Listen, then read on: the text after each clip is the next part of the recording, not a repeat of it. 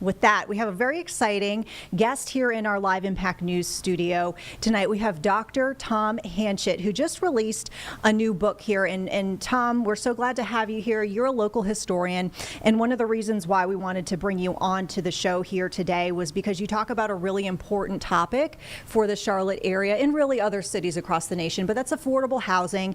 And I think this is so special because you've done this case study, but you look at Charlotte. So I feel like this is very informative for folks to know some of the ins and outs of policy in our community and how that is impacting how successful or maybe unsuccessful affordable housing might be here in our area. Is that right? It's great to be here. Thank you. Yeah. Yes. So you have a book here that is Affordable Housing in Charlotte, What One City History Tells Us About America's Pressing Problem. So I wanted to dive into this. We mentioned just a few moments ago, this is a case study looking at Charlotte. How far back did you go in Charlotte history, and what sort of policies did you look at?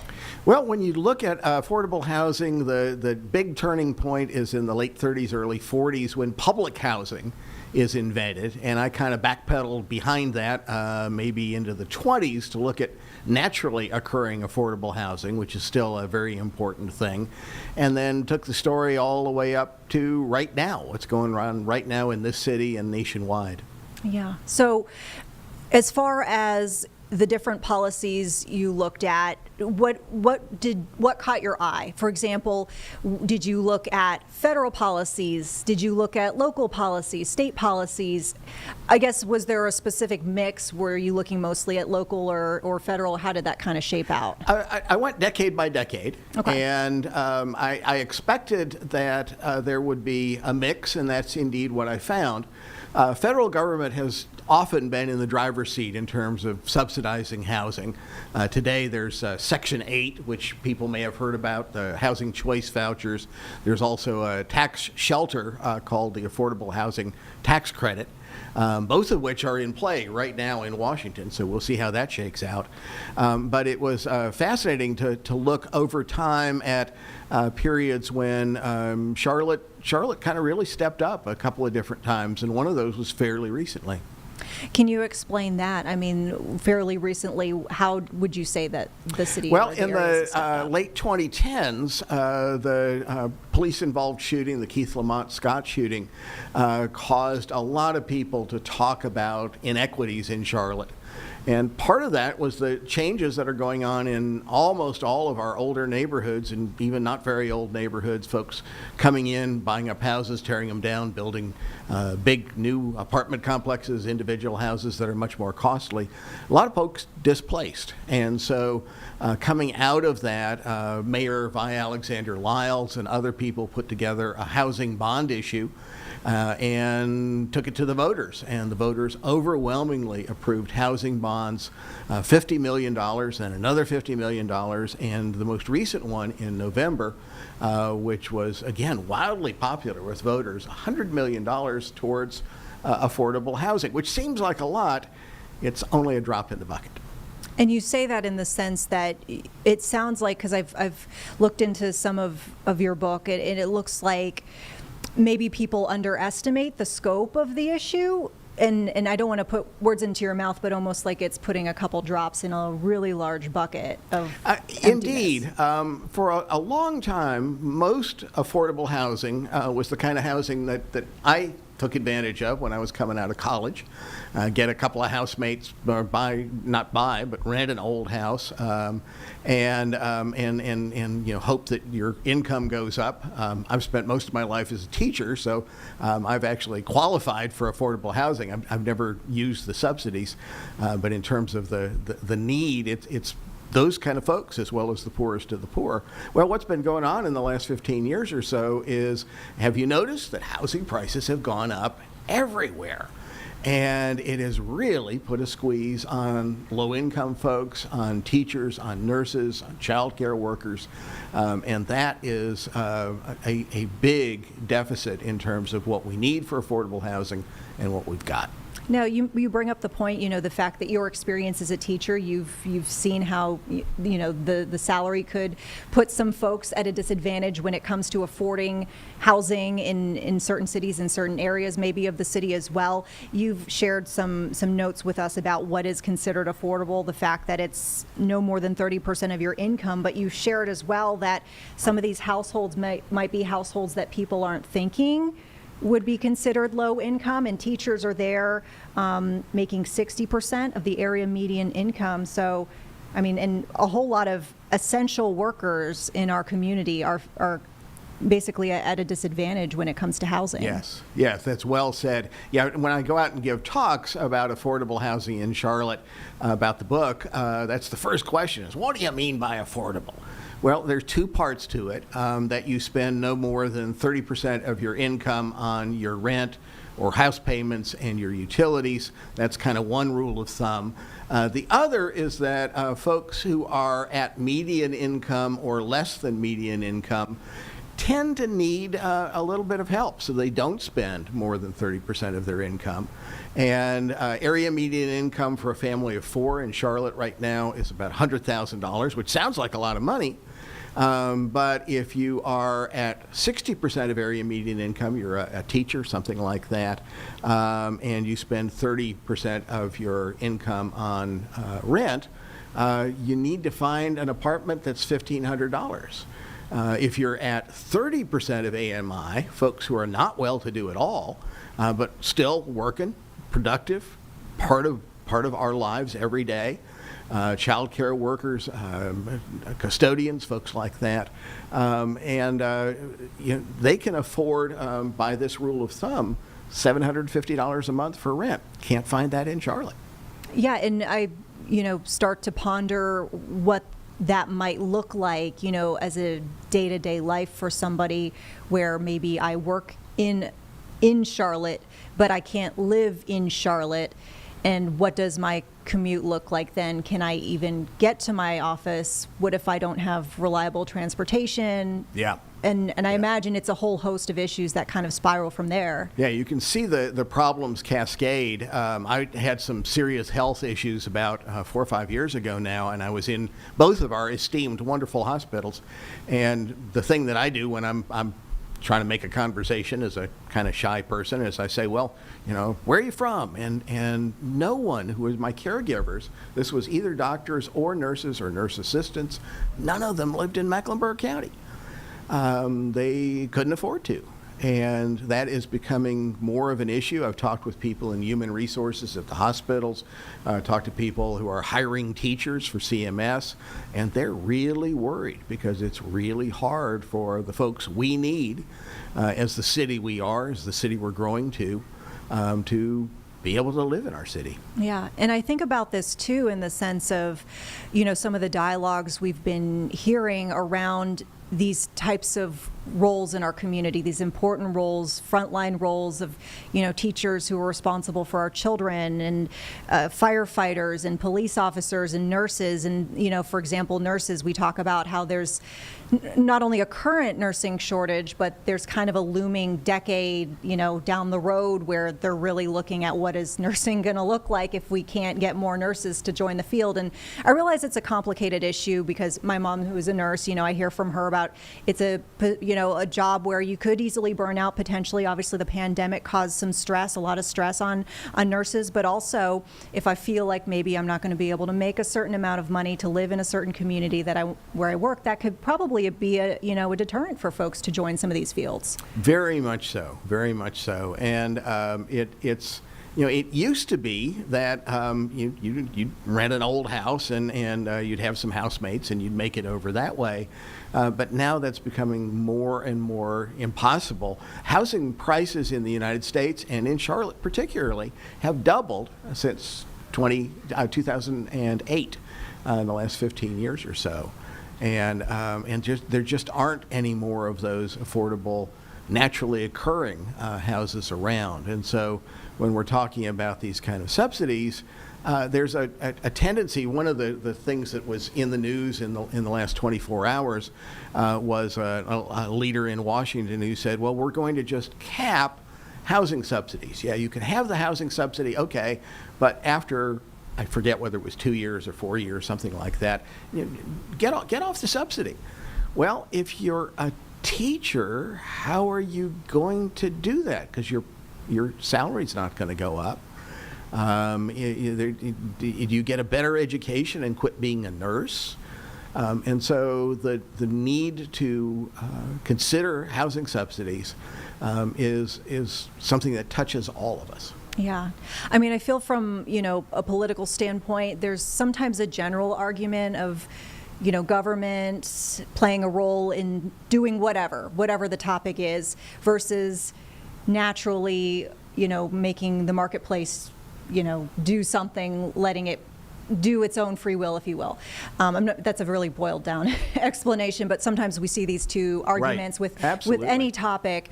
Do you attempt to try to reconcile that at all with this case study? Do you feel like you come away with an answer, or is it maybe a better understanding of how some things work and some things don't?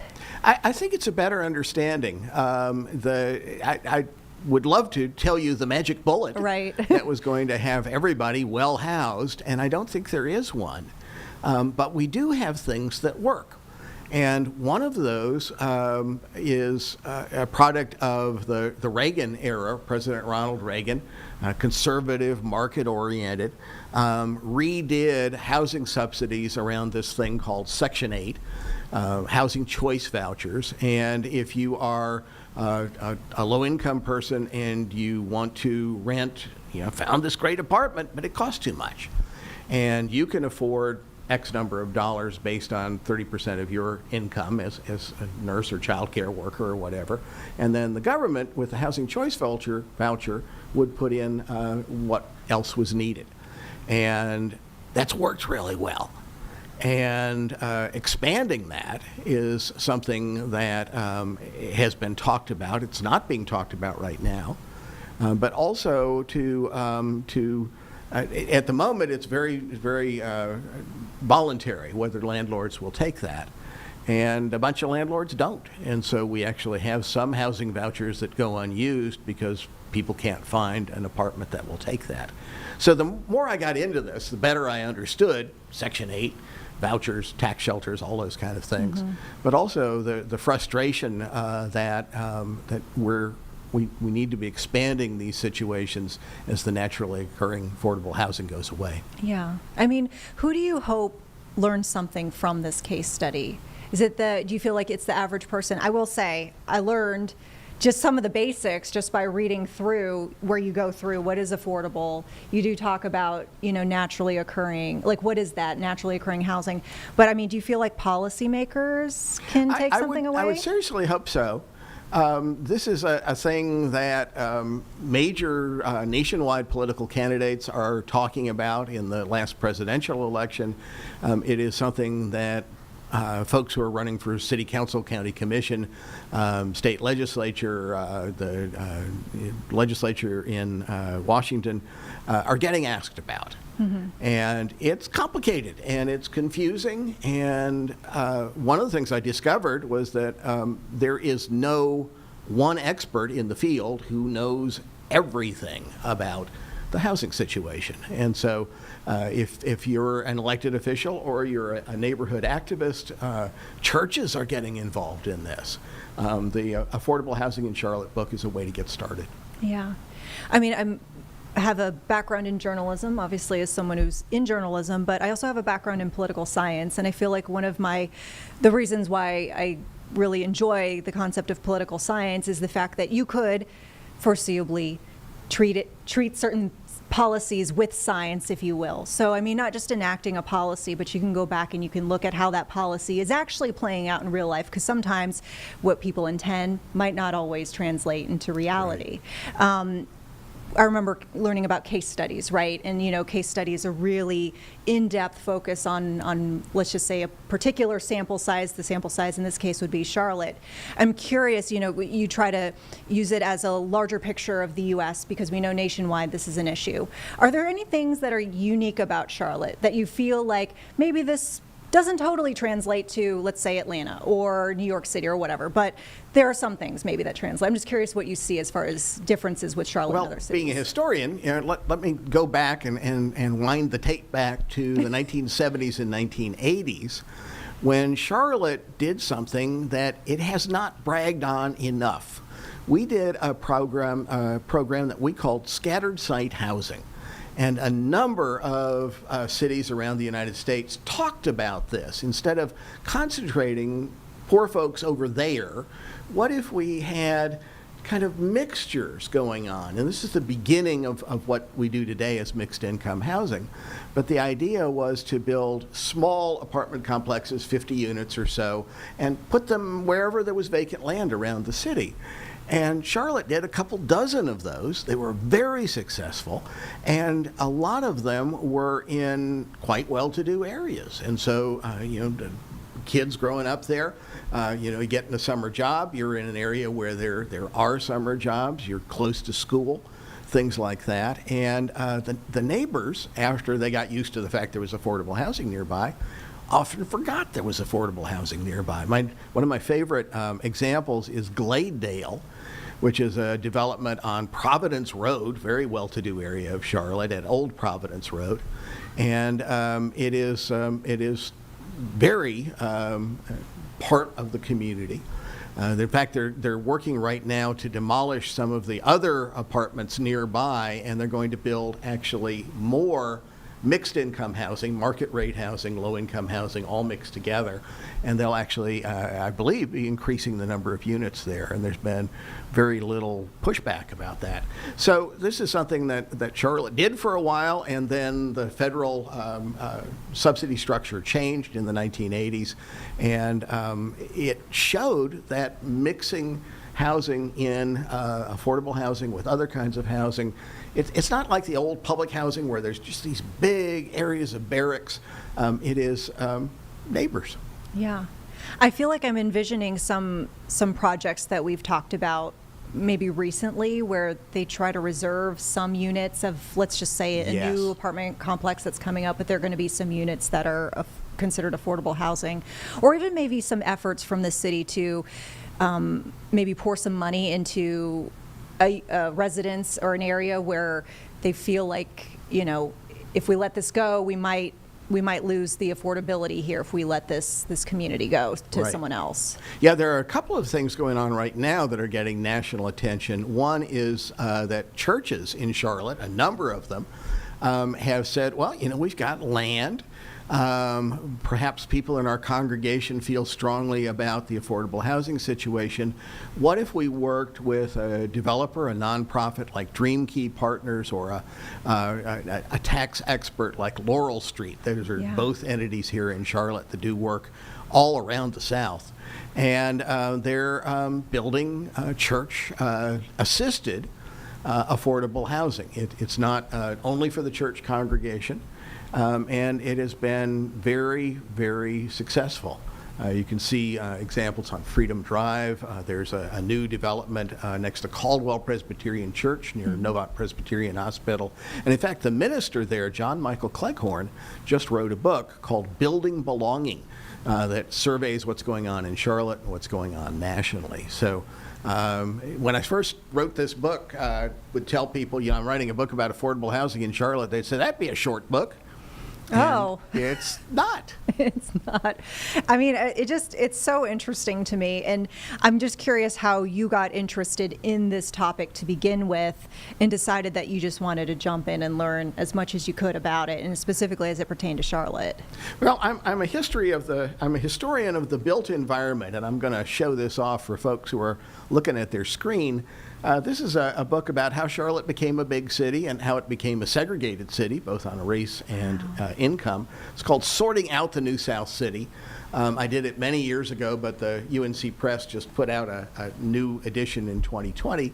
And about that time, we were, things were pretty tense here in the late 20 teens rather.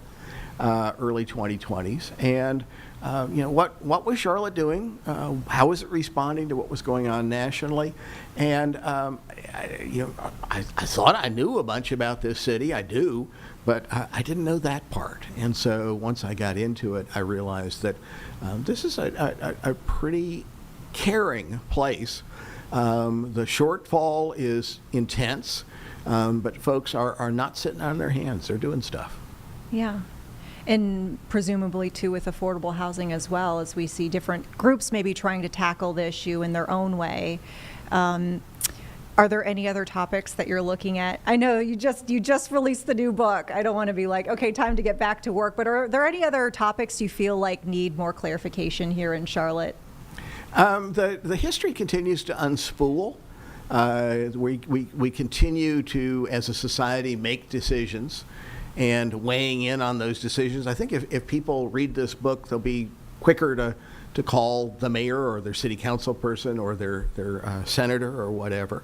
Right now, as Congress in Washington debates the big, beautiful tax bill, one part of it would severely cut housing choice vouchers.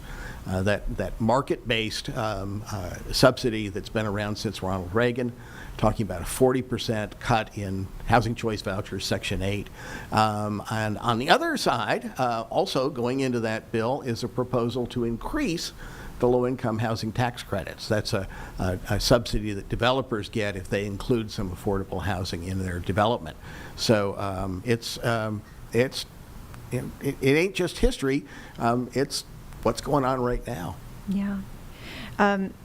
We recently released some new data from the Mecklenburg County point-in-time count, where they look at the unhoused, data, anything that they can collect on that front. And unfortunately did see a rise in the numbers. And I specifically, I believe we talked about, households with minors too, where we're seeing some disturbing trends with the folks who are unhoused. And I feel like, there obviously has to be some connection between the unhoused, situation, the homelessness that we're seeing here, and affordable housing, because there one very must go with much the other. is. And I do bus tours for Community Building Initiative here in Charlotte, helping people who are new doctors, new executives, things like that, understand Charlotte. And one of the things that people see when they're up in a bus looking out is the homeless camps. Mm-hmm. If you find a vacant lot, look back in the trees. Now, keep driving. If you're in the driver's seat, don't look too long. But I just found another one this afternoon that I didn't know about. And so our neighbors are stressed. Folks who are in older neighborhoods who've been there for a long time, they watch the bulldozer roll up next door and wipe out that house, and a house 2 or 3 times the expense go in, and they worry, how long am I going to be in this neighborhood? I mean, do you see any sort of, policy that you've looked at that maybe alleviates that type of concern? Is there anything specific that you talk about in the book? A thing that I do want to call out, when you asked earlier, what is Charlotte doing that's kind of cutting edge? One is to work with developers who are helping naturally occurring affordable housing stay affordable. I live on Central Avenue, a lot of old apartment complexes built in the late 1960s, 1970s, and they're not fancy. And what's happening is developers the last 10 years have been coming in, they buy up the property, they put in granite countertops, and they double the rent. Well, that's capitalism. But there's a guy in town, Mark Etheridge, with Ascent Capital, and he said, well, what if I buy these and we use some city subsidies to fix them up so they're good places to live, but don't put in the granite countertops and don't double the rent. Mm-hmm. And so that limited dividend fund is what it's called, is something that's getting a lot of national attention. We had some visitors here from Nashville, Chamber of Commerce Exchange, just a few months ago. And when they asked me to talk about Charlotte history, that was a specific thing they wanted. So the old apartment complexes turn out to be useful. And in a city that often tears stuff down, it doesn't value old stuff, that's a powerful lesson. Yeah. I mean, I remember one of the first examples of that lesson that I learned as a reporter coming here to Charlotte was when I did some reporting on Brooklyn Village, and the fact that I can't remember the figure off the top of my head, but maybe there are 7 existing buildings from Brooklyn Village that remain in Uptown. But I mean, it's just so fascinating to me. Yeah. And just Yeah, how that's that part whole of the history. When I went back in time, there's public housing in the 30s and 40s. And then right after World War II, there's something called Section 608, Brook Hill Village. If folks know that, on South Tryon Street, that's one of those subsidized developments that is in the post-World War II era. But right after that came this thing called urban renewal, which is devastatingly misnamed.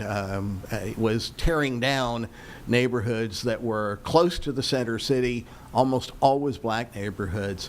And in Charlotte, the Brooklyn neighborhood demolished. 1,000 families displaced, 200 businesses closed, most never reopened.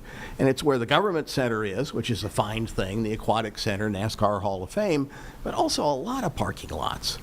And so does that get redeveloped? And that's what is being argued about right now. And if it is redeveloped, will there be an affordable housing component along with market rate apartments, offices, all those kind of things? And so understanding a little bit of the history helps us understand what is going on around us right now. Yeah, it's so important to learn about our history, both local and statewide, national. I think it's all super important, which is why I'm glad that you not only are cataloging Charlotte's history for us, but also breaking down specifics here. For example, the affordable housing, which we've been talking about at length. Is there anything else you'd like to Well, leave let our me listeners hold with? the book next to my face, because I watch people on TV doing that kind of thing. Excellently done. And this is available at your local bookstore or your local library. You don't have to buy one. It's called Affordable Housing in Charlotte, One City's History Tells Us About America's Pressing Problem. Thank you, UNC Press. And great to be here talking about this. We appreciate you. You're also on electronic books too, from what I understand, right? Yes. You've got the Kindles or whatnot. I know I love the physical copy books. I have to say I'm a little bit, I just like to hold them and touch the pages. But for those folks, I did see that they're on Kindle and elsewhere where you like to do the electronic copies. Dr. Tom Hanchett, thank you so much. Really appreciate it.